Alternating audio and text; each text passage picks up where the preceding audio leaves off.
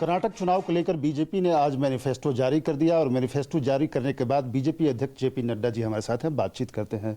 नड्डा जी, आज आपने मैनिफेस्टो जारी कर दिया, आपने उसमें जो बातें की हैं उसमें सबसे जो महत्वपूर्ण बातें हैं, जो चर्चा उठ रहा है, जो कांग्रेस आरोप लगा रही है कि इसमें आपने नंदिनी आधा किलो गरीबों को देने की बात कही है, उसमें आपने कहा है कि 5 किलो हम रागी का फसल देंगे, अनाज देंगे उनको।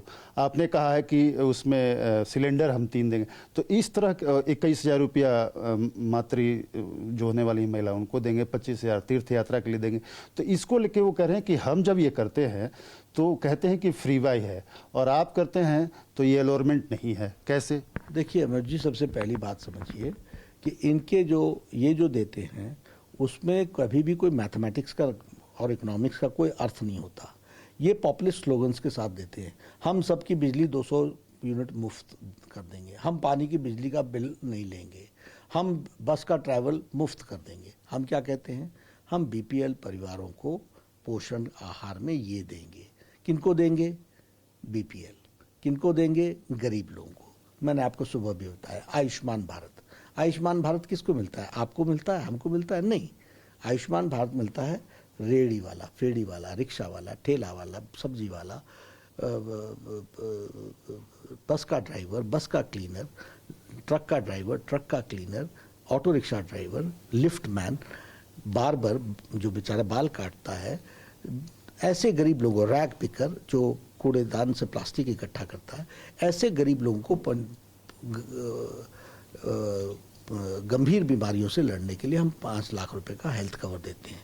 तो हम जब करते हैं तो सशक्तिकरण करते हैं। ये वो लोग हैं जो अक्षम हैं अपना इलाज कराने में।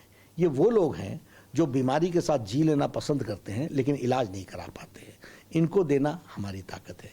और उसमें एक बात सच्ची भी है कि उन्होंने देना तो है नहीं, दिया तो है नहीं। एक तो सरकार में आते नहीं, गलती से आ जाते हैं तो राजस्थान उसका चश्मदीद गवाह है, छत्तीसगढ़ उसका चश्मदीद गवाह है। कोई देना तो है नहीं, इसलिए मुफ्त में बोली चलो जो बोलना है। सर, एक और जो बात इसमें से निकल कर आई है कि आपने डबल इंजन सरकार की बात की है, विकास की बात की है, डेवलपमेंट की बात करें कर्नाटक की। ऐसे में जब यूसीसी, आप पहले भी 2 राज्यों में काम इस पर हो रहा है, उत्तराखंड और गुजरात में, इसके अलावा आपने नेशनल रजिस्टर की बात की है, पॉपुलेशन रजिस्टर की बात की है, तो इन सब विषयों की क्या ज़रूरत पड़ जाती है? क्या ये मुसलमानों के प्रति बीजेपी का दुराग्रह तो नहीं, ऐसा उठाया जा रहा है? नहीं, वो तो उठाने वाले इन्होंने तो समाज बांट के तो राज किया है। हम ही ने कहा है सबका साथ, सबका विकास, सबका विश्वास, सबका प्रयास। और ये प्रधानमंत्री किसान सम्मान निधि हो, मैक्सिमम बेनिफिट हमारे माइनॉरिटी भाई ले रहे हैं, आवास योजना में मैक्सिमम बेनिफिट ले रहे हैं, स्वच्छता में मैक्सिमम बेनिफिट ले रहे हैं। इसलिए हमारा सबको साथ लेकर के चलने का है।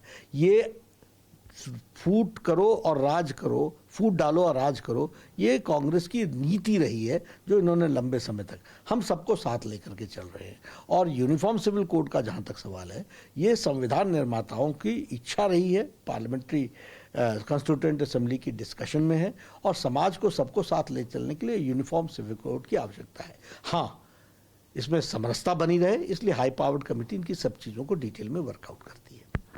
नड्डा सर, एक और महत्वपूर्ण जो विषय आज का है, खरगे साहब के बेटा। तो पिता ने जहां सांप और जहर की बात कही, आज उन्होंने नालायक बेटा कह दिया। ऐसा कर्नाटक की राजनीति में गाली गलौज का दौर पहले नहीं देखा गया। ऐसा है कि कांग्रेस पार्टी का मानसिक दिवालियापन हो चुका है। जिस पार्टी की नेता, सबसे बड़ी नेत्री मौत का सौदागर कहती हूँ, उसके बाद 91 बार जिस तरीके के शब्दों का बोला गया है और जिस तरीके के शब्दों का उपयोग किया है, और आका अगर खुश होते हों तो नीचे के लोग तो बोलेंगे ही बोलेंगे। ये इनके मेंटल बैंकरप्सी का ये एक जीता जागता नमूना है। ये स्तर विहीन पार्टी के नेताओं का बोल है। इनके मन में बौखलाहट है, मन में विष है, जो ये आए बगाहे निकलता रहता है।